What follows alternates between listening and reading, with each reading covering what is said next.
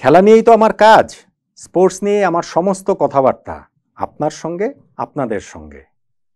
কিন্তু আজ আমি খেলা নিয়ে কথা বলতে আসিনি, স্পোর্টসের কোনো খবর জানাতে আসিনি, বরং এমন কিছু কথা বলতে চাই যেটা নট আউট নো মানে এই প্ল্যাটফর্মে আগে কখনো বলিনি।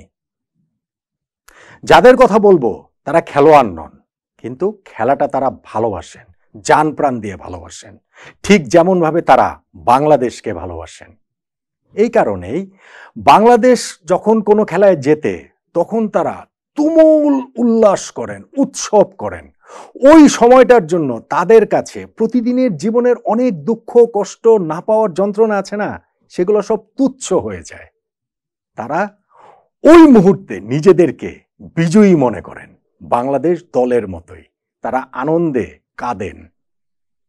ঠিক তেমনি ভাবে বাংলাদেশ যখন হেরে যায় তখন তারা দুঃখে কাঁদেন, কখনো কখনো ক্ষোভ ঝাড়েন, রাগ করেন। সেটাও কিন্তু নিখাদ নির্ভেজাল আবেগ থেকেই, ভালোবাসা থেকেই। বাংলাদেশের শিক্ষাঙ্গনের শিক্ষার্থীরা, বিশেষ করে বিশ্ববিদ্যালয়ের শিক্ষার্থীদের অন্ততপক্ষে 90%, আমার ধারণা এর চেয়েও বেশি হবে, তারা ওই রকম পাগলের মতো খেলাটা ভালোবাসেন। আমি সেই শিক্ষার্থীদের কথাই বলতে এসেছি। এই ছবিগুলো দেখুন, এই যে মেয়েটার অসহায়, রক্তাক্ত, ভীত সন্ত্রস্ত চেহারার যে ছবি, সেটা মন থেকে কিভাবে তাড়িয়ে দেবেন? এটা আমাকে প্রতিনিয়ত তাড়িয়ে বেড়াচ্ছে। এই মেয়েটি কে? আমার আপনারই বোন, আমাদের মতো কারোই কোনো পিতামাতার সন্তান। কিংবা ধরুন এই ছেলেটি, যিনি এইরকম ভাবে পুরো পৃথিবীর সাহস বুকে নিয়ে এইভাবে বুক চিতিয়ে দাঁড়িয়ে গিয়েছিলেন, আর কিছুক্ষণ পরেই গুলিতে লুটিয়ে পড়লেন, মৃত্যুর কোলে ঢলে পড়লেন। এই ছেলেটিকে আমার আপনারই তো ভাই, আমাদের মতোই তো কারো বাবা মার সন্তান তিনি। এখন আমাদের সন্তান, আমাদের ভাই বোনেরা এইরকম ভাবে রক্তাক্ত হচ্ছে, এইরকম ভাবে তাদের মৃত্যুর দিকে ঠেলে দেওয়া হচ্ছে কেন? তাদের অপরাধটা কি? তারা একটা আন্দোলন করছেন। সেই আন্দোলন করতে গিয়ে পুরো বাংলাদেশে শত শত, হাজার হাজার শিক্ষার্থীরা রক্তাক্ত হবেন। এইরকম ভাবে এতগুলো প্রাণ ঝরে যাবে, ছাত্র মারা যাবেন, সাধারণ মানুষ মারা যাবেন। এটা কি মেনে নেওয়া যায় কোনোভাবে?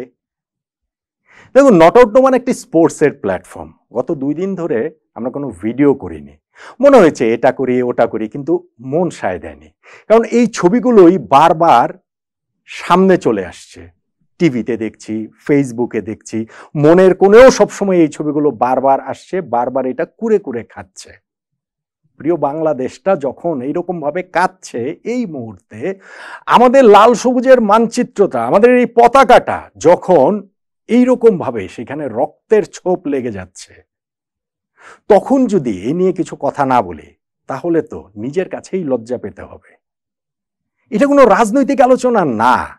আমি যে কথাগুলো বলছি সেটা একজন সাধারণ মানুষ হিসেবে, একজন সাধারণ বাঙালি হিসেবে, ঢাকা বিশ্ববিদ্যালয়ের একজন সাধারণ সাবেক শিক্ষার্থী হিসেবে নিজের বিবেকের ওই দায়বদ্ধতার জায়গা থেকেই কথাগুলো বলছি। সেই দায়বদ্ধতাটা তো আমি এড়িয়ে যেতে পারি না।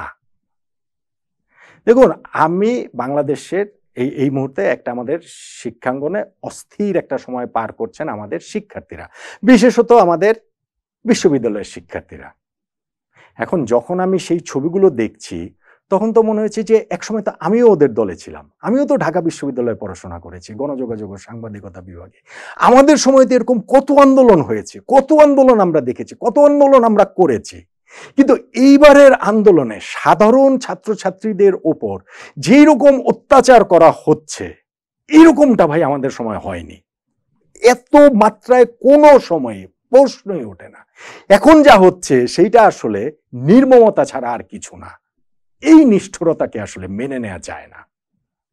এবং আমি নিশ্চিত, শুরুতে যাদের কথা বললাম না, ওই যে যারা খেলা নিয়ে পাগল পারা, যাদের কাছে খেলাটা জীবনের একটা বড় অংশ, যাদের কাছে হচ্ছে গিয়ে খেলোয়াড়রা একটা বড় অংশ জুড়ে থাকেন, তাদের আত্মায়, তাদের হৃদয়ে, তাদের প্রতি মুহূর্তে সেই খেলোয়াড়রাও এই অবস্থাটা মেনে নিচ্ছেন না, মেনে নিতে পারছেন না। তাদেরও হৃদয়ে নিশ্চয়ই রক্তক্ষরণ হচ্ছে।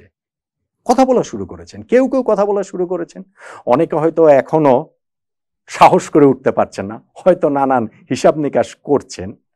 আমি তাই স্যালুট জানাতে চাই তাওহিদ হৃদয়কে, স্যালুট জানাতে চাই শরীফুল ইসলামকে, স্যালুট জানাতে চাই এমনকি আমাদের নাজমুল হোসেন শান্ত ক্যাপ্টেনকেও। কেন? কারণ তারা বাংলাদেশের বাস্তবতা জানেন, জানার পরেও এই মুহূর্তে বিবেকের ডাকে সাড়া দিয়ে তারা কথা বলেছেন, তারা কথা বলাটা শুরু করেছেন। তাওহিদ হৃদয়ের কথাটা দেখুন না কেন, জাতীয় দলে খেলছেন কতদিন হয়েছে, তিনি কি ওরকম স্ট্যাবলিশ হয়ে গিয়েছেন? তিনি তো বাংলাদেশ জাতীয় দলের কিংবদন্তি হয়ে গেছেন না, ক্যারিয়ারের একেবারে শুরুর পর্যায়ে তিনি আছেন। কিন্তু তাওহিদ হৃদয় ঢাকা বিশ্ববিদ্যালয়ের ছাত্র, তার ঢাকা বিশ্ববিদ্যালয়টাকে তিনি হৃদয়ে ধারণ করেন। সেই কারণেই তিনি নিজের ফেসবুকে ওইরকম স্ট্যাটাস দিতে পারেন যে আমার প্রাণের ঢাকা ইউনিভার্সিটি আর যেন রক্তাক্ত না হয়।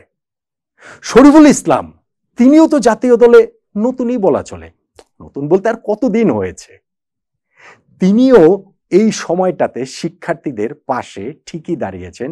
নিজের ফেসবুকে তিনিও লিখেছেন যে আমি ক্রিকেটার হলেও আমি একজন ছাত্র, আর কোনো ছাত্রছাত্রী যেন রক্ত না ঝরে। নাজমুল হোসেন শান্ত, তার জাতীয় দলে এখন ফর্মটা ভালো না, এমনকি তার ক্যাপ্টেন্সি থাকবে সেই নিশ্চয়তাও নেই, কিন্তু তিনিও শিক্ষার্থীদের পাশে দাঁড়িয়েছেন।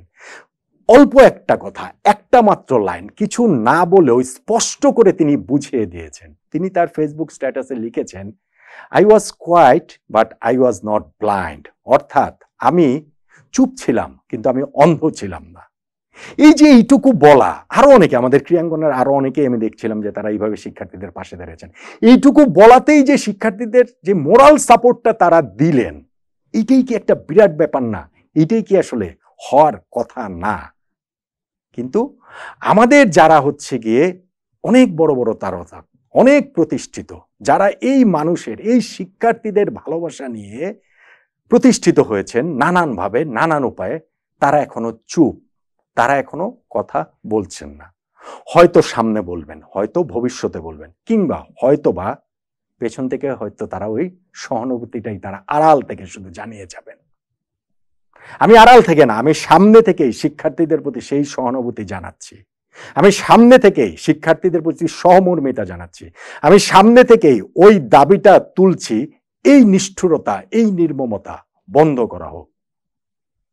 এই যে শিক্ষার্থীদের এরকম ভাবে রক্তাক্ত না করা হোক, তারা একটা আন্দোলন করছেন, সেই আন্দোলনে এরকম রক্তাক্ত হওয়াটা, এইরকম ভাবে তাদের মৃত্যুর দিকে ঠেলে দেওয়াটা কোনোভাবেই কাম্য নয়। এইটা তাদের কোনো অবস্থাতেই প্রাপ্য নয়।